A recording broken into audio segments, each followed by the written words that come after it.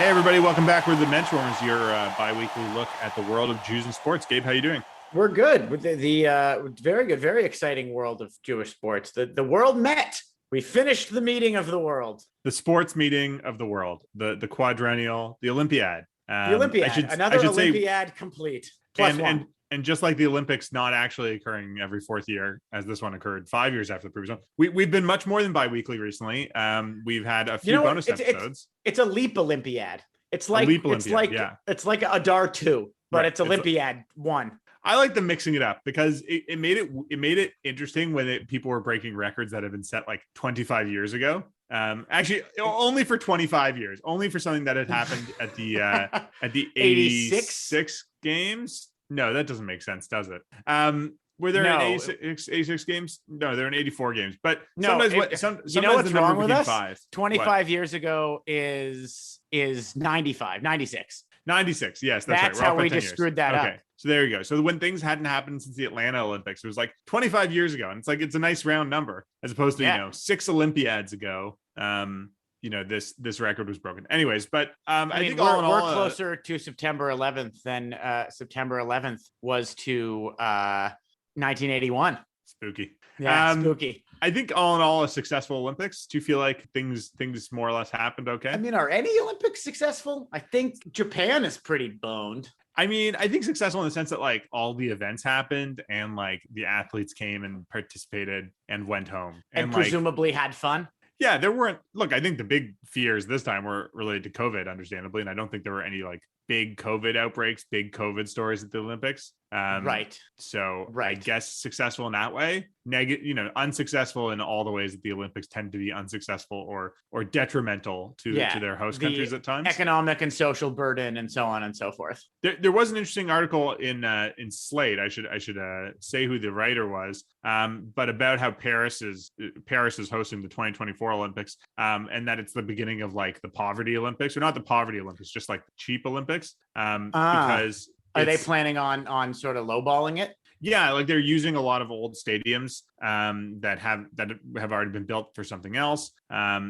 They're doing a lot of things in different parts of Paris or like different parts of France altogether. Like I think they're doing sailing down in Marseille. I know they're doing surfing in Tahiti, which is super cool. That's extremely cool. And again, then it's a back to a colonial Olympics. Yeah, the article is Henry Grabar at slate.com. And it was just about, and I think it's going to be the model for LA as well, where they're, LA, it's like they're doing like renovations to the Coliseum, but they're not tearing down the Coliseum and building a new one. They're not. Which, it'll be the third Olympics at the Coliseum. Yeah, I think so. Yeah, that's pretty right. Cool. Pretty cool. So, we'll continue to stay on top of the Olympics. Continues to be a big story. Obviously, there's the Beijing Winter Olympics coming up in like 6 months. So that will be a focus. I'm sure we'll highlight all the Jewish athletes at the Winter Olympics. We're already working on the editorial calendar for the Beijing Olympics.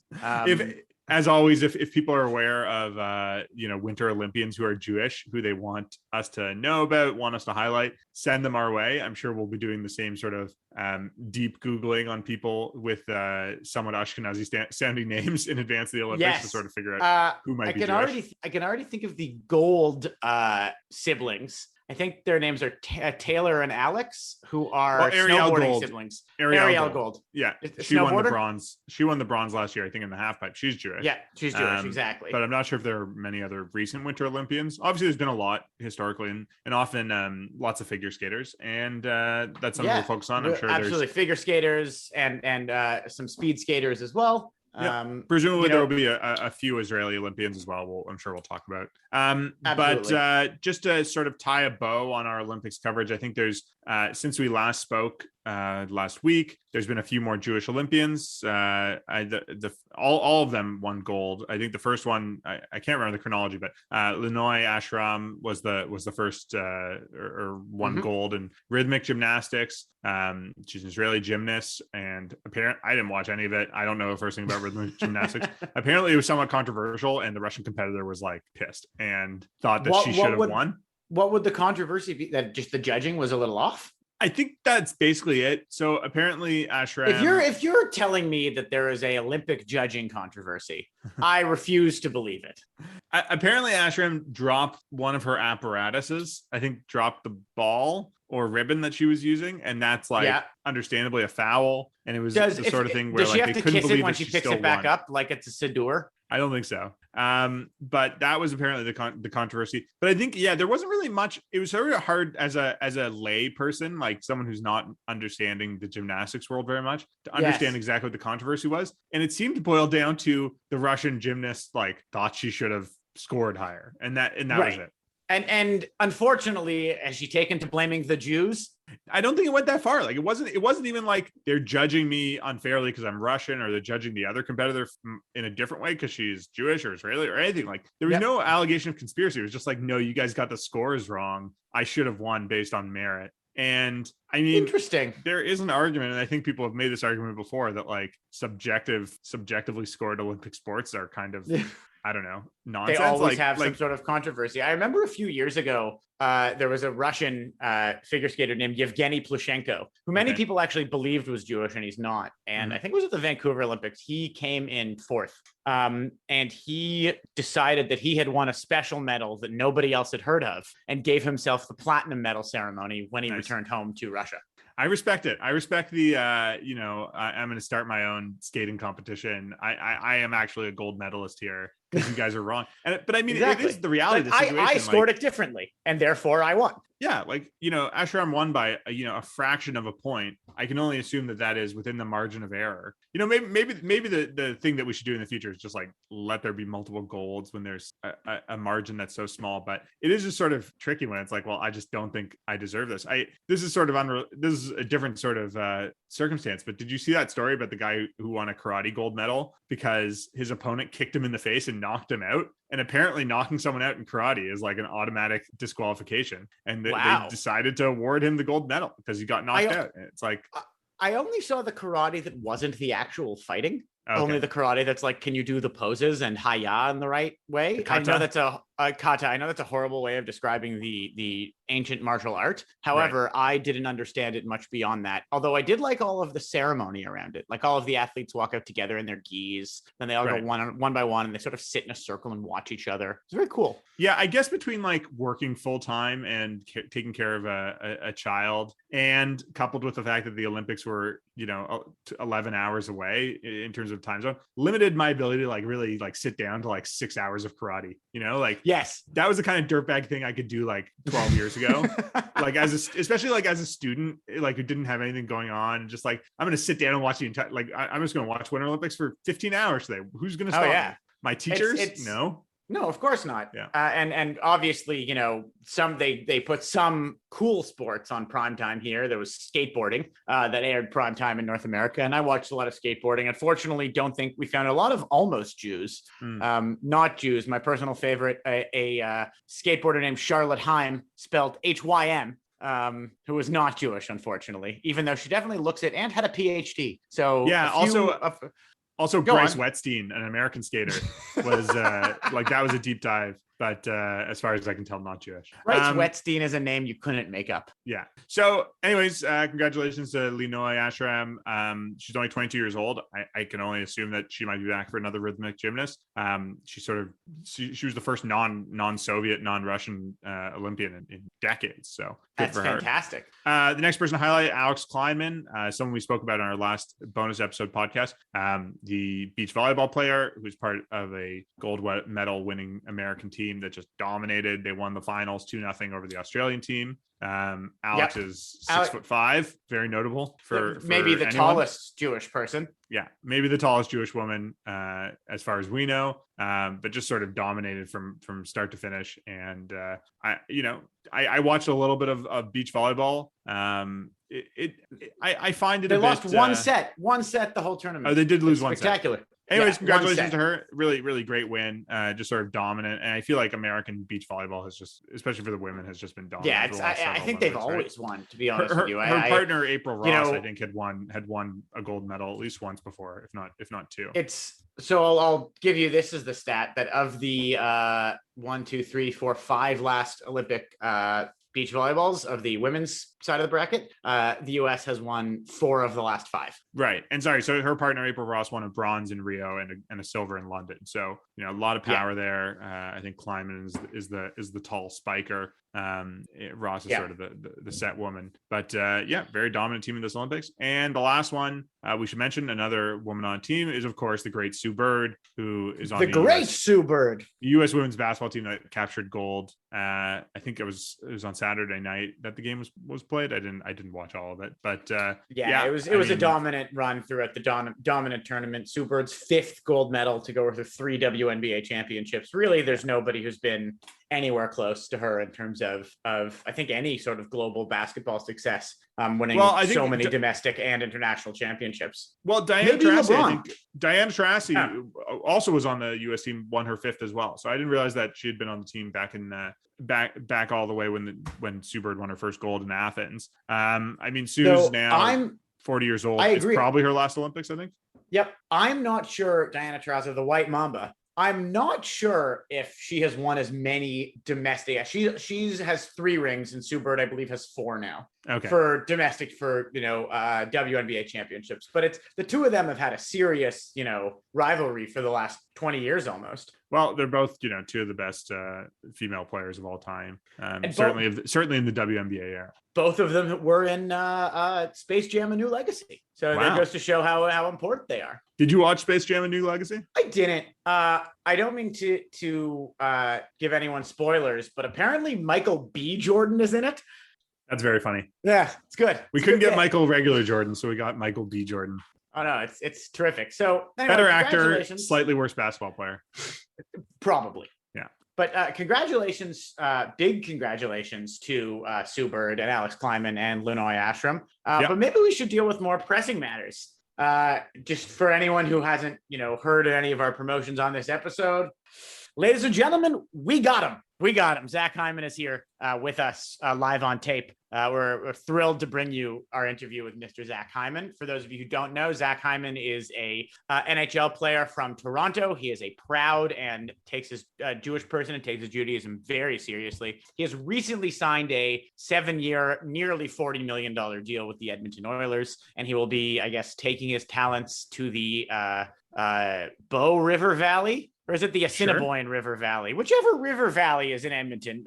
Apologies, and I'm sure we'll get plenty of Edmontonians, all 8 Jewish Edmontonians, 9 now if you include Zach Hyman, writing into us. I know there's several thousand. I apologize, that was a joke, but I'm sure we'll get all of you writing into us explaining the name of the actual river that runs through Edmonton. But he'll be taking his talents to the Rogers Arena in Edmonton to play for the Oilers. And we had a great conversation with Zach. He recently had a kid. There's one thing we didn't get to. Sure. What's that? And I'm a little upset about it. Which is, he recently had a child.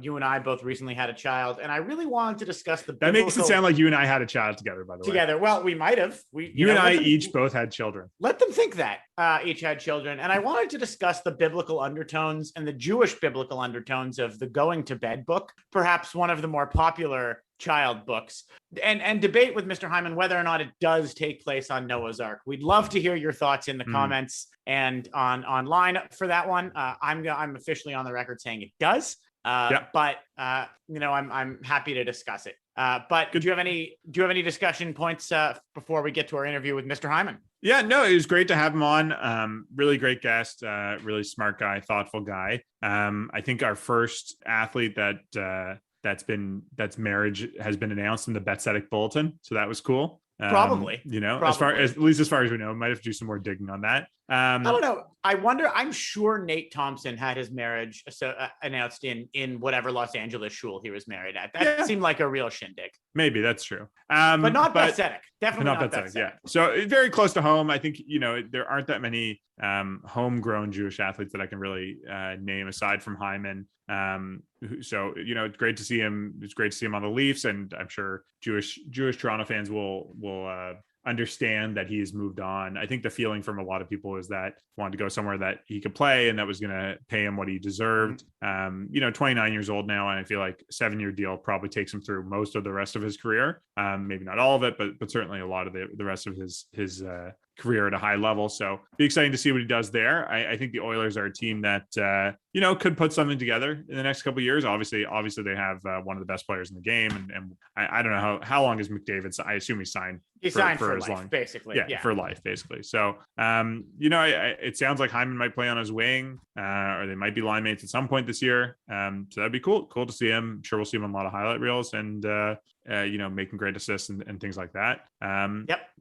Wish him all the best in Edmonton.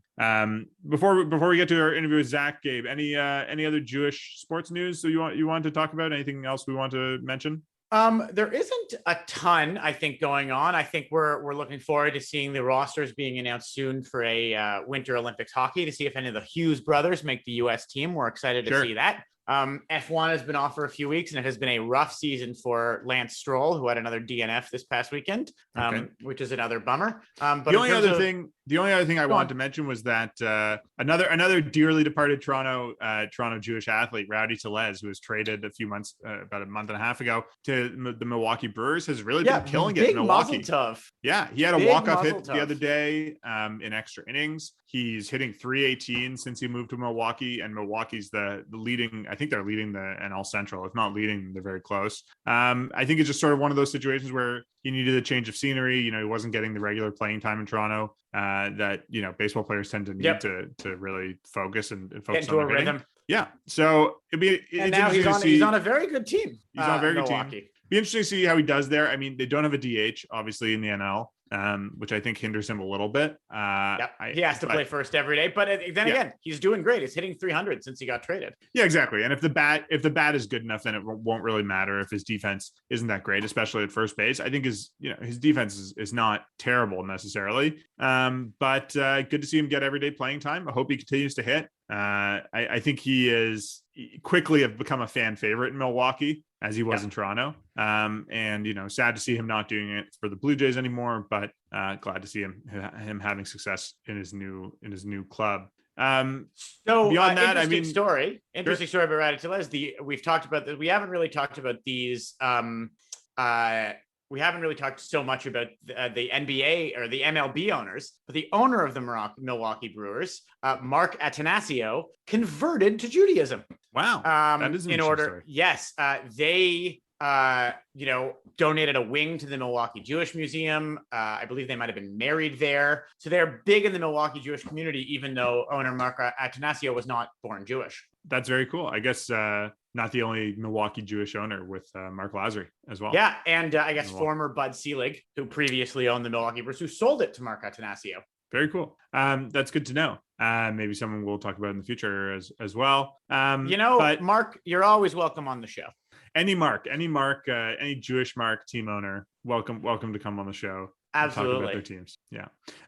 But let's leave it there in terms of Jewish sports news and move on to our interview with Zach Hyman.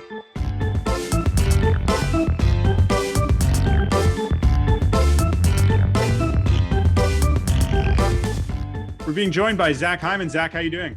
I'm great. How are you? We're good. Big news for you recently. You recently signed with the Edmonton Oilers, leaving your hometown Toronto Maple Leafs. Are you in Toronto or Edmonton right now? I'm currently in Toronto, but I'll be heading out to Edmonton shortly. That's great. You get like 11 p.m. sunsets these days. It'll be very nice. Yeah, exactly.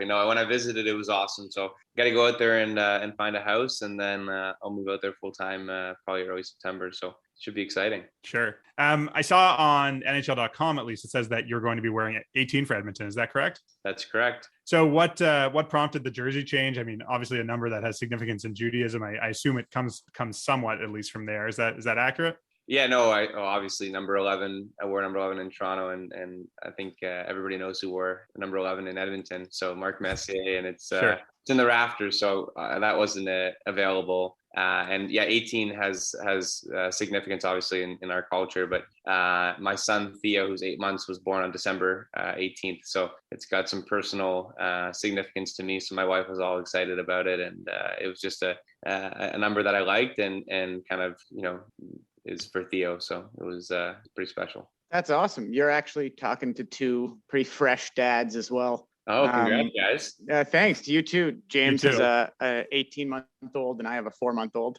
I'm right between you guys. Yeah, exactly.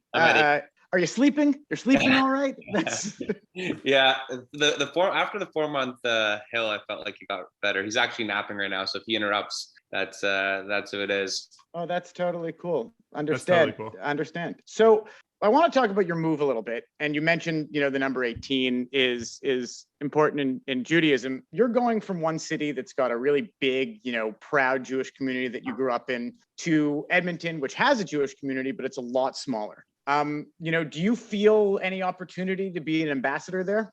Yeah, no, I think in Toronto, I felt like I was an ambassador for the community. I think that, and I grew up, I went to Jewish day school. I went to Chat, which is one of the largest Jewish high schools, in Canada. It's in the city of Toronto. It's one of the most well-recognized ones. So I grew up fully immersed in the community, and I really felt like in Toronto, I wasn't just living out my dream. I was living out the dreams of the entire community. So I really felt that kind of extended support, and it was awesome. And, people who I didn't know reached out to me or my parents, and they'd always kind of comment on how proud they were of me. And it was just that's kind of the community aspect that you have when you grow up part of a smaller community. Obviously the Jewish community is a lot smaller than some of the other communities. And then moving from Toronto, which is one of the larger communities, to Edmonton, which is obviously smaller, is going to be a change, but I think it's going to be really exciting because from what I've, since I've signed, I've heard from so many people who are already in that community. And even though it's smaller, when you're smaller, you're definitely more tight knit, and everybody kind of knows everybody. So excited to join that community, excited to meet everybody and get to know everybody. But it's been extremely welcoming, and it's been awesome so far. And I'm sure you know this, but Daryl Katz was also a day school kid. Yeah. So you do have that in common. Yeah, Talmud Torah in Edmonton. So I think Theo he's only 8 months, so you got. And you've made that decision. Your kid's going to go to day school. Yeah, no, I think for me it was important growing up to have that community aspect and to kind of learn and understand where you come from and that your history, and it was really important for my parents, and they instilled that in me and my 4 younger brothers, and that community aspect. I'm still friends with guys who I went to high school to this day. They're still some of my closest friends. So I definitely want my kids and Theo and my future kids to have a Jewish education and to really know where they come from. That's great. In terms of the friends you grew up with, moving on to different things, obviously you were geared towards hockey from a young age, going to Michigan to play before getting drafted. But was there a sense of having something else there for you, either if hockey didn't work out or after hockey, in terms of what you're interested in or what you think might be there for you after that? Yeah, no, I think, hockey was always at the forefront. When I was a kid, I wanted to be a hockey player. Now I still want to be a hockey player. It's always been top of mind.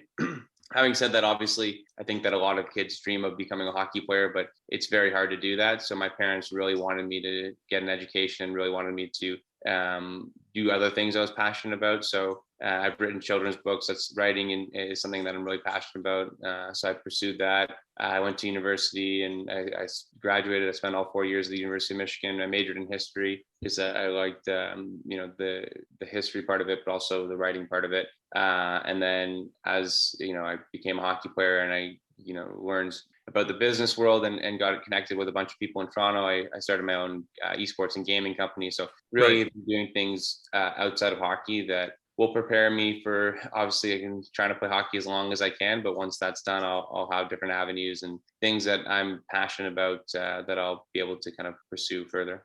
Well, if you're ever interested in contributing to the Canadian Jewish News, I'm sure we'd love to have you. I can speak to the powers that be and try and slip you in there. It's a tough gate. The NHL might be tougher, but I think we could get you in. Perfect. That's great. And now you're going to be moving away from your hometown, where you've lived at least for the last several years playing professionally. Are there things about Toronto you're going to miss? Are there restaurants or things within the Jewish community that you've grown accustomed to having available that you're going to miss out in Edmonton?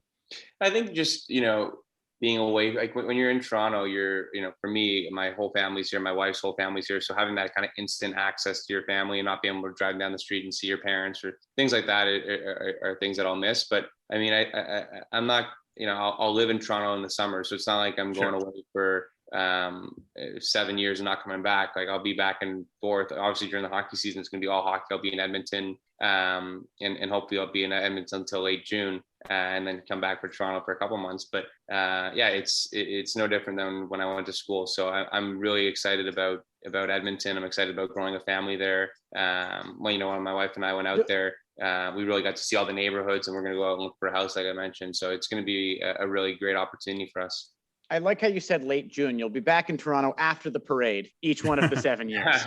I got a hyper local Toronto question for you. And this will center this conversation on neighborhoods for our non-Toronto listeners. But can you tell me the story of how your jersey wound up in the Burger Shack? Wow. That's a good story. I grew up right around there. So Burger Shack was, it was a spot that my brothers and my mom would take us there, pick up Burger Shack. Even to this day, I'll go home and my mom will be like, "Oh, you on Burger Shack?" And she'll go and pick up Burger Shack. So it's like a spot that I frequent before I was a hockey player. Now, when I'm an NHL player, I still go there. So it was just, it's a spot that I love. So my parents gave them a signed jersey and they put it up and they loved it. And I go in there all the time. They saw it, and now they're moving space for the other side of the wall. There'll be an Oiler jersey up there. Oh, that's fantastic. Great. Yeah, it's pretty cool. I think that's the restaurant I've been to the most number of times. Oh yeah, in my life. Too. Yeah, I think so. I think I can't count. So it's got to be out there.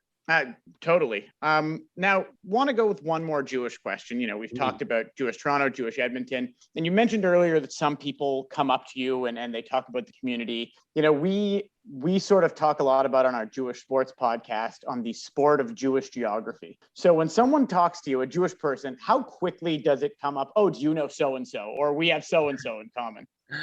A bunch. I think, especially, the community's small. From the sports side of things, I don't know. I'm not connected to too many other Jewish athletes, but from the community aspect, because I have 4 brothers who are younger as well. They know a family that's in their age group. I know a family that's in my age group, and you get to know so many different families, and and then my wife's family. So everybody. You end up knowing everybody, especially in Toronto, and in Edmonton, it's even smaller. So I'm sure as Theo grows up and as we have more kids, we'll get to know a ton of different families.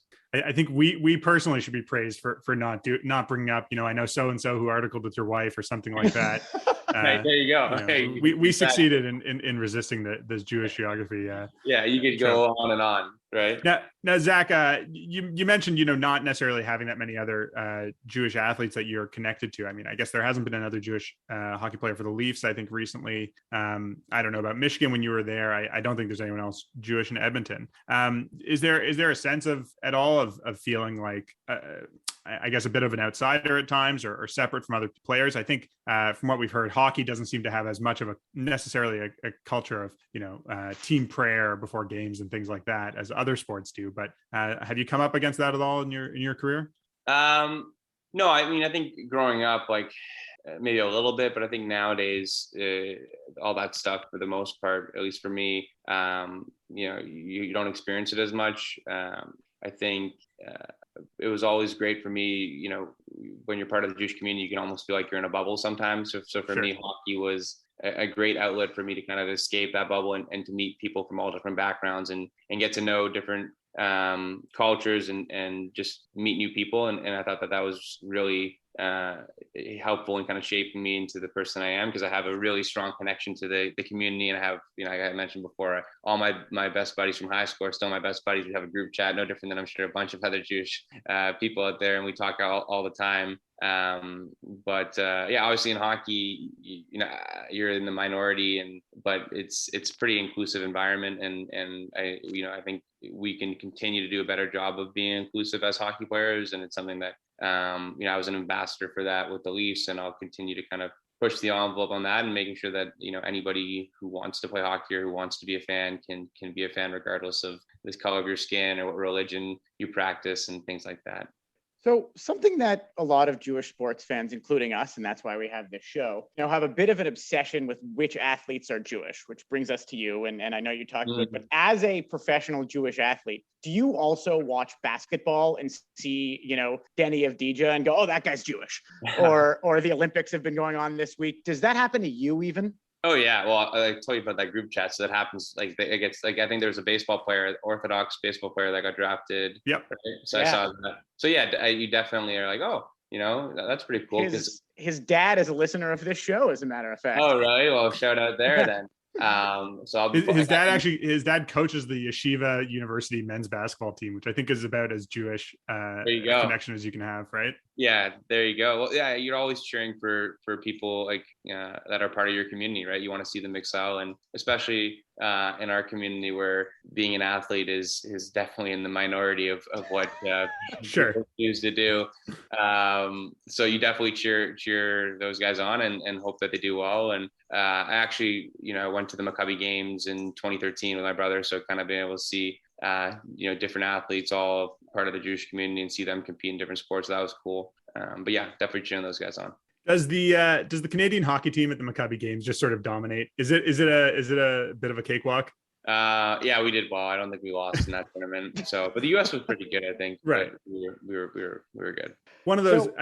Sorry. Go ahead. Sorry, Jamie. I don't want to take up any more of your time. We're at 15 minutes. You've been incredibly generous and happy to chat with us, which is great. But I just want to finish with somewhat of a lighter question. Is there any particular Jewish restaurant in Toronto that you're really going to miss? Like, are you a Bagel World guy or a Greif's guy, or maybe a Dr. Laffa versus Jerusalem?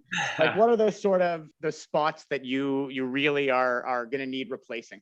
I think like the Bagel World, like things like that, you get it all the time. I mean, Jerusalem is a place we go to. I think more so. They're not. None of these are sponsors of our show. Yeah, no sponsor. No. Like, I think more so just the like going to my parents, my grandma, cooking, things like that is what I'll miss. Like the traditional like cooking, like my grandma cooks chicken schnitzel or matzo ball soup, and not being home for some of those holidays will be things that I miss for sure. And but we've done it before, obviously, when I was in Ann Arbor for 4 years, right. Things like that. And the nice thing about being in Canada is it's a lot easier to travel, back and forth, especially with who knows what's happening with the COVID restrictions. Anyways, what a mess. But it's easier in Canada, being all in Canada, and we're gonna have our family out there, and it'll be great. Well, we'll put out the call now for any of our listeners out in Edmonton. Any bubbies who can make Zach Hyman a bowl of matzo ball soup. He might be open to it. We'll have to arrange it. We'll have to find out if such a thing as a bagel shop exists in Edmonton. A good bagel shop exists in Edmonton. We'll have to clue you in on that. If it doesn't, it could be your next. It could be the next venture. Backup plan. I'm sure, even if it's a smaller community, they'll have some serious spots to go to. Yeah, well, that's great. Thanks so much for joining us, Zach. We really appreciate it. No, thank you guys. Appreciate it.